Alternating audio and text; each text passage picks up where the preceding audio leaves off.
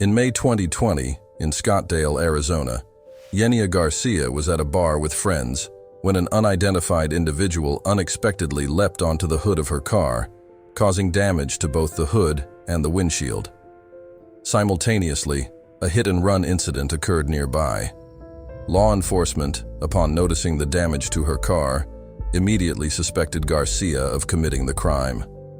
Despite her being informed about the entire incident, the police remained adamant in their accusation, leaving her in utter shock about the allegations against her.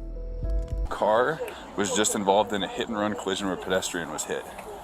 And don't make faces like you don't know what I'm talking, but listen to me. Oh my God. Listen Okay. to me. Leaving the scene of an injury accident is a felony. Fleeing the scene of an injury accident is considered a felony, and the severity of the penalties depends on the gravity of the accident. The defendant, if convicted, may be subject to incarceration penalties ranging from probation and/or 1 year of jail time to a potential prison sentence lasting from 3 to 12.5 years. It's important to note that these penalties apply to someone with no prior criminal history. This isn't my first day. I know that you were driving and you were worried about it because you're drinking.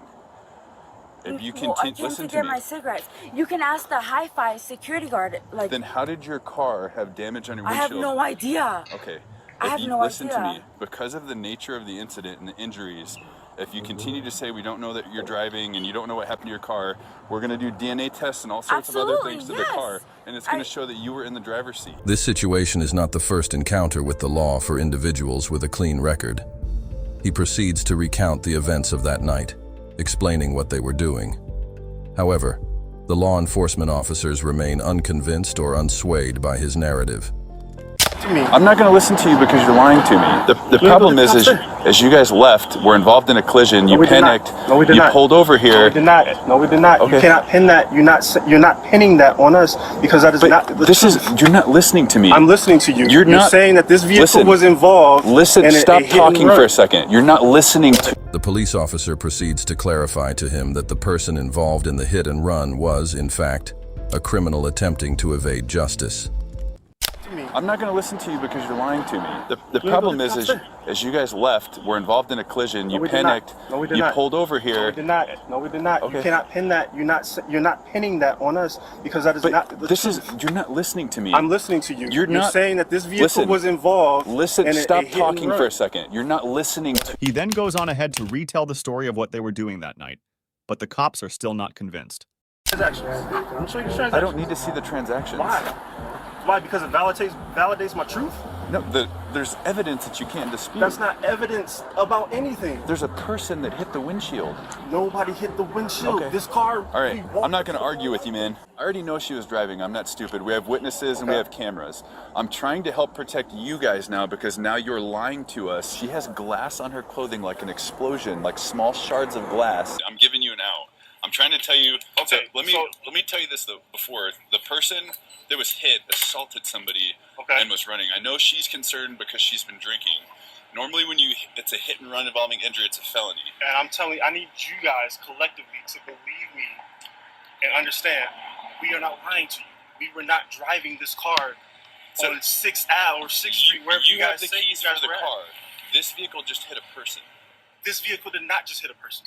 It 100% hit a person. You cannot put this vehicle there at this So person. when we test the DNA off the windshield, it's not going to come back to the guy that's in the hospital right now in life-threatening condition. I could not tell you that because me or her were not driving this car. I have the keys. There's no other way to drive this car because I have the keys on me. We've been here since 9 o'clock. Full video. Okay, go grab the video and then. Full video from there, and if while you had a full video from there, Hi-Fi and Casamigos, you will see we've been here. If we pull the video from Casamigos and Hi-Fi, it's going to show you guys leaving right before the accident happened. Bullshit. It's not. You're making a scenario for that works out for you guys. Your vehicle, the one you have keys to that nobody else could have driven, the seating position is only in a position that your girlfriend could have fit behind the driver's. Because she drove here. Listen. Please listen to me. I'm not going to listen to you because you're lying to me. I'm not lying to you. You guys drove I have here. no reason, sir. I have no reason to lie to you. Was the vehicle damaged when you guys parked it? No. You guys have a reason to lie How to you. would the vehicle have gotten damaged if you are the one that has the keys for it and nobody else has the ability to drive it? I'm telling you. What is your name? Sergeant Steele. Sergeant Steele. I am telling you. Inspector She fucking drove Gadget here on the scene. perfectly fine. Parked here.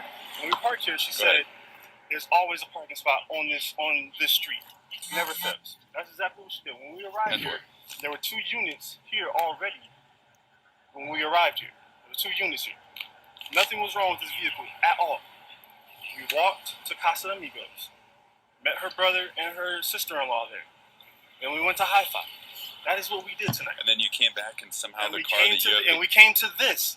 And that's why I came over to the officers that was over there on the bike, because I was thinking, okay, should I call 911? Then I saw the cop over there. I was like, oh, the problem is you guys left, were involved in a collision, you panicked, you pulled over here. No, we did not. No, we did not. Okay. You cannot pin that. You're not pinning that on us, because that is not the truth. You're not listening to me. I'm listening to you. You're saying that this vehicle was involved. Listen, stop talking for a second. You're not listening to me.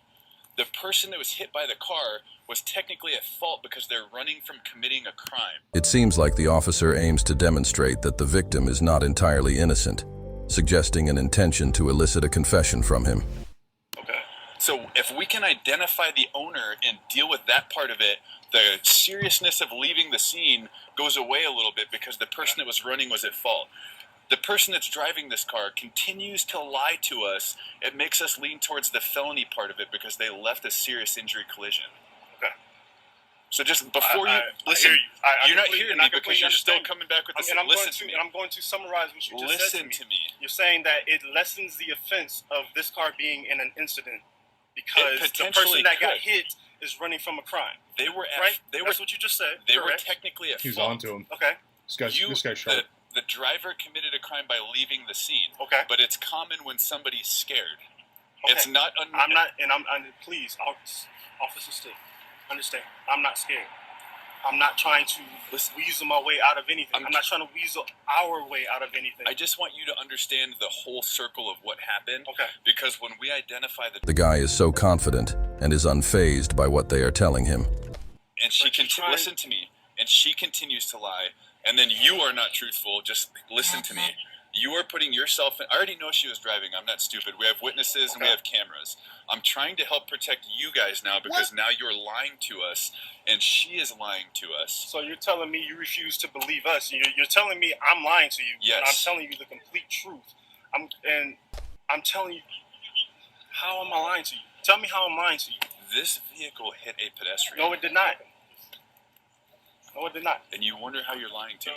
No, it did not. Okay. Well, you were forewarned. What? I explained to you. Please, hold on. Tell me this. What time did a vehicle hit another pedestrian? About 15 minutes before we found you. We started driving. Stop interrupting me. Can you stop interrupting me? We started making right turns, which is common after somebody commits a crime. And as we made a right turn, we found the vehicle that was involved in it. Okay. 15 minutes. You made a right turn. After somebody was hit, we found them. We were literally walking over here. I'm not going to argue with you about the same thing. Returning to Garcia's situation, the officers simply shine a flashlight on her and assert that the reflective quality of her outfit indicates the presence of shards of glass. They suggest that these shards might have come from the shattered windshield when she collided with the hit-and-run victim. Despite Garcia's protests and tears, expressing her disbelief at the unfolding events due to her awareness of her innocence, she is handcuffed. It's worth noting that, at this point, the officers had already viewed CCTV footage showing the random man jumping on the hood of her car. However, this crucial information seems to be ignored, and Garcia is still placed into the squad car. It appears that the officers may have been reluctant to acknowledge any potential error in the case. In a surprising turn of events, the body cam footage from the officer assigned to review the CCTV cameras reveals a shocking revelation. The officer reports back that the video review was inconclusive in showing whether Garcia's vehicle had left and returned or remained in place the entire time. This assertion contradicts the actual video, where the camera visibly pans back and forth approximately every 30 seconds, clearly capturing Garcia's car consistently parked. Despite this evidence, Garcia is taken to the station based on the officer's claim that glass was on her clothes, an assertion later proven to be false. Garcia recounts that she was compelled to strip naked and change her clothes. Subsequently, she is brought and positioned in a chair surrounded by officers, indicating an imminent blood test. Okay, can I see that? When we're done. I don't have time to waste you reading documents. I've served you, that's all I need to do. And if you don't put your arm out, you're going to be strapped down. We don't want that. Put your arm out so we don't have to tie you down like a... The unfolding events cast a shadow on the integrity of the officer's handling of the case. In the ongoing ordeal, Garcia finds herself seated in the station, surrounded by officers who are preparing to conduct a blood test. The atmosphere is tense, and Garcia, still in shock and disbelief, is grappling with the surreal nature of the accusations against her. The officers, seemingly undeterred by the contradictory CCTV evidence, persist in their belief that Garcia is somehow involved in the hit and run.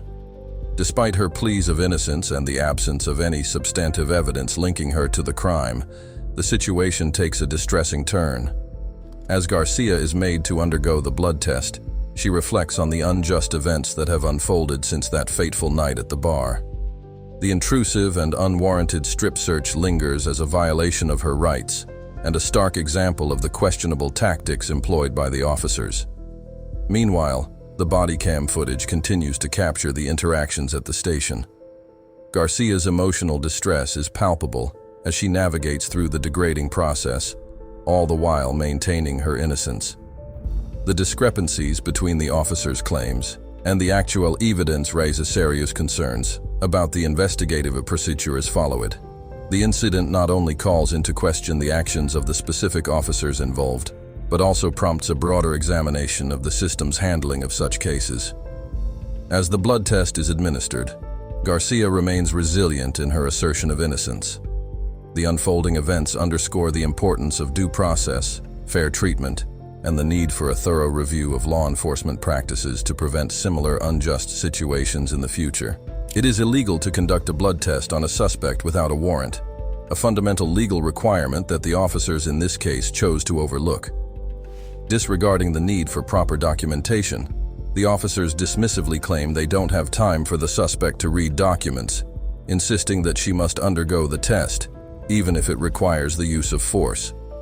Garcia, caught in the midst of this legal transgression, is informed by the officer that the test will be administered, with force if necessary. The blatant disregard for legal procedures and the threat of physical coercion underscore the questionable conduct of the officers involved. Subsequently, Garcia faces serious charges, including 2 counts of DUI and failure to stop at the scene of an accident causing injury or death. Days after her arrest, her mugshot is plastered across the news and the internet, causing irreparable damage to her reputation. Despite the charges being dropped after her defense attorney presents a time-stamped version of the video, the harm to Garcia's personal and professional life is already done. In response to the egregious mishandling of Garcia's case, she files a lawsuit in late May 2021 to restore her name and seek justice for the violations she endured.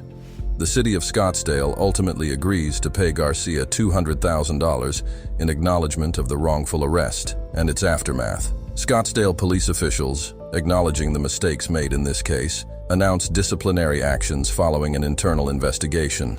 Employees found to have violated policy or fallen short of department expectations receive varying degrees of discipline or counseling, with the most severe punishment being a 40-hour suspension for one employee and a 20-hour suspension for another, both of which are unpaid. Chief Jeff Walther admits to the department's errors, stating plainly that mistakes were made and the involved employees have been disciplined accordingly. The case of Garcia in Scottsdale serves as a stark reminder of the potential for abuse and misconduct within law enforcement. The officers involved not only disregarded legal protocols, such as the necessity of a warrant for a blood test, but also demonstrated a willingness to use force to compel compliance. Garcia's subsequent arrest and the public dissemination of her mugshot without proper evidence or conviction highlight the severe consequences of such police actions on an individual's reputation and life. Despite the charges being dropped, the damage was already inflicted, prompting Garcia to pursue legal recourse.